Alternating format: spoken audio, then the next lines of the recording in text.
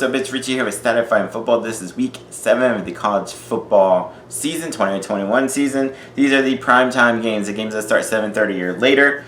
Starting off with TCU and Oklahoma. This could be a pretty big game in the Big 12. TCU had a really good win against Texas Tech, 52-31.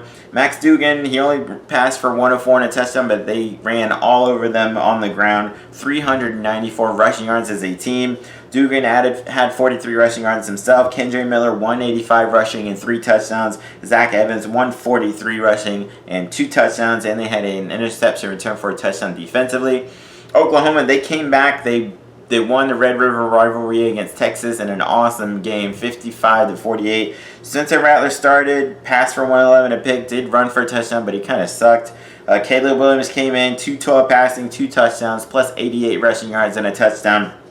Kennedy Brooks had the winning touchdown with 3 seconds left. He ran for 217 yards and 2 touchdowns. Marvin Mims, 5 catches, 136 and 2 touchdowns. They had 662 total yards of offense. But TCU's offense has looked good this year. I'm putting Oklahoma, people are going to overlook TCU. Oklahoma is on big upset alert. I do think Oklahoma still will win, but they better not be looking past TCU. TCU, historically, and I mean historically over the past 10-15 years, they've kind of had Oklahoma in these situations. So I'm going to say, big upset alert there.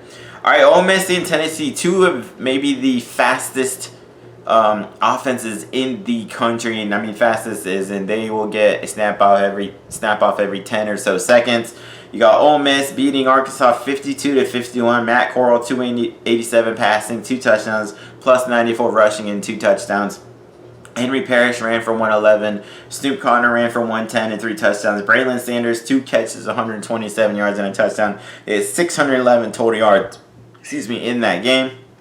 Tennessee, they beat South Carolina 45-20. Hendon Hooker, 225 passing, 3 touchdowns, plus 66 rushing and a touchdown. Tyon Evans, 119 rushing and a touchdown. Velus Jones, 6 catches, 103 and a touchdown. Defensively, they had 4 sacks. This is going to go back and forth. If you like offense, I'm definitely going to tune into this one on SEC Network. I think Ole Miss in the end will win, but this game, the over-under is 79.5. Take over. Both teams should be able to score at least 40, if not both going over 50, but Ole Miss wins in the end. All right, North Carolina State and Boston College, both teams coming off bye weeks. North Carolina State, they won their game 2 weeks ago against Louisiana Tech, 34-27. Devin Leary, 251 passing and 2 touchdowns. Boston College lost a heartbreaker, 19-13 to Clemson. They got to Clemson's 5-yard line, then fumbled the snap away and lost. Dennis Croslow, 311 passing, 2 interceptions. They had 3 turnovers, which hurt them in that close loss. Both teams will bounce back. This could be kind of a high-scoring game. The over-under is 51.5. I think it might go over that, but I'm going to say North Carolina State will win that one. All right, Iowa State and Kansas State, a good game in the Big 12. Another game where both teams coming out bye weeks. Iowa State, they did what they wanted against Kansas 2 weeks ago, 59-7. Brock Purdy, 245 passing and 4 touchdowns. Breece Hall ran for 123 and 2 touchdowns.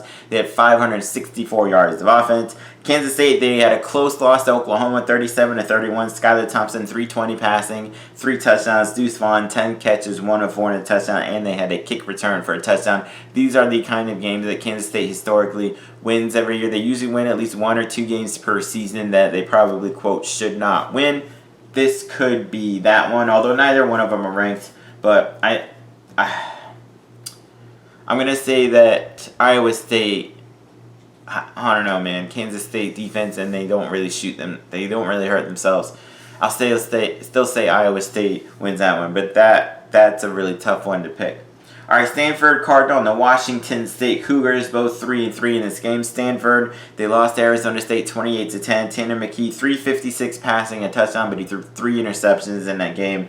Ben Urosek, 6 catches, 118. Eli Higgins, 7 catches, 110, and a touchdown. They had 13 rushing yards as a team. They turned it over 3 times in that game. Washington State, they had a good win against Oregon State. Oregon State started 4-1 this year. They lost to Washington State 31-24. Jaden Delora, 399 passing, 3 touchdowns, and 1 interception. Travell Harris, 8 catches, 147 yards. Seems like maybe Washington State's offense might keep it going. Stanford needs to keep them on the sideline. and get their running game going. I don't know what to think about either team yet. They're kind of inconsistent. Stanford's only favored by 2. That's about what I think could happen. I'm going to say Stanford will bounce back and get a really, really close victory.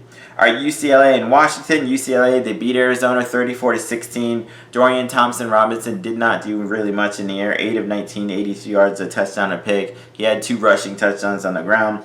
Britton Brown ran for 146 and a touchdown. Zach Charbonnet ran for 117. They ran for 329 as a team. Washington coming up a bye 2 weeks ago. They lost on a late field goal to Oregon State 27-24. Dylan Morris 142 passing, a touchdown and pick. Sean McGrew 104 rushing and 2 touchdowns. UCLA hasn't looked like world beaters. Washington, they've been extremely inconsistent on offense, but defensively you have a pretty good team. I'm going to give UCLA a slight edge here just because they might be able to move it and score a little bit on offense, a little bit more than what Dylan Morris and Washington has done. So I'll go UCLA in a close game there. All right, Army against Wisconsin, 2 running teams. Army coming off a bye 2 weeks ago. They kind of were shocked by Ball State 28-16. Jamel Jones, 5 of 11, 66 yards. They ran for 213 as a team in that triple option offense. They recorded a safety defensively. In Wisconsin, they've been underperforming this year. They did beat another bad Illinois team 24-0. They got their running game going. Ches Malusi ran for 145 and a touchdown. Braylon Allen ran for 131 and a touchdown. They ran for 391 total yards. They only allowed Illinois 93 total yards. This could be a really quick, fast game in terms of time just because both teams like to run it. Army runs a triple option. Wisconsin hasn't been able to do much of the year, and historically they like to run it. It seems like maybe they're getting something going. If you like running games, if you like low-scoring running games, I mean, the over-under is only 40.5, which means they think the score might be like 21-20 or something like that.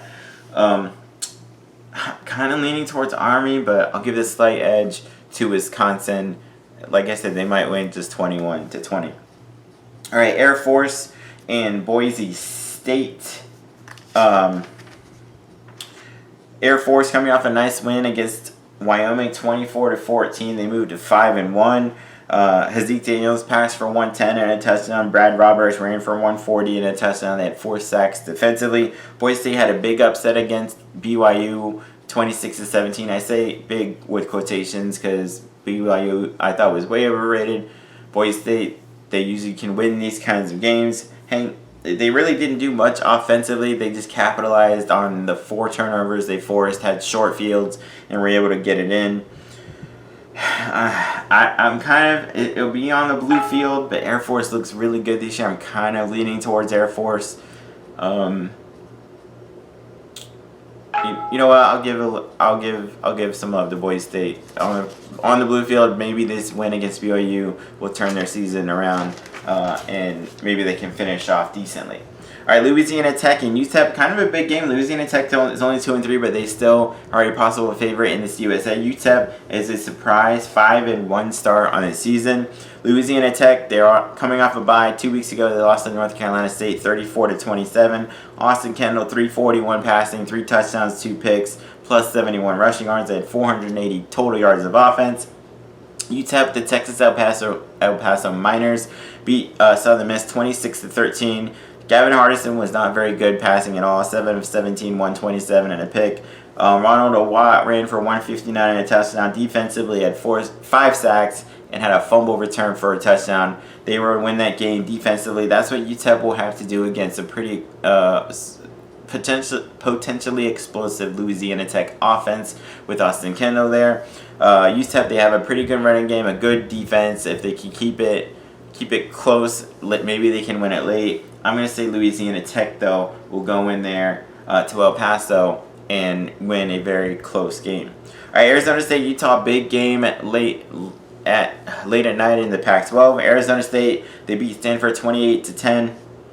Jaden Daniels, 175 passing, plus 76 rushing yards and a touchdown. Defensively, they had 5 sacks, 3 turnovers, and had an interception return for a touchdown.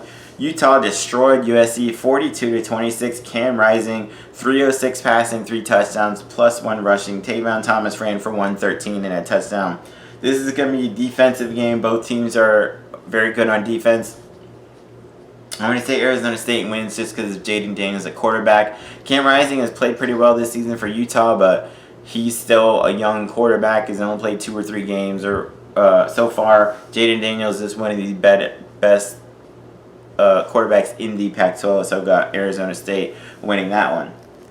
In the nightcap, should be a shootout in the Mountain West. The Hawaii Rainbow Warriors and the Nevada Wolfpack. Hawaii coming off a bye 2 weeks ago. They beat Fresno State 27-24. Chevron Cordero was hurt, so Braden Shaker came in his first ever start. He passed for 116 and 2 touchdowns. Day Hunter ran for 127. It was their defense that won them that game. They had 6 turnovers in that upset win against Fresno State. Nevada, they beat New Mexico State 55-28. Carson Strong, 377 passing, 6 touchdown passes. Malquan Stovall, 7 catches, 155 and a touchdown. Justin Lockhart, 7 catches, 103 and a touchdown. They had 532 yards of offense defensively. They had 6 sacks and a fumble return for a touchdown. I'm going to say Nevada wins. Hawaii usually kind of struggles flying away from Hawaii, going onto the mainland.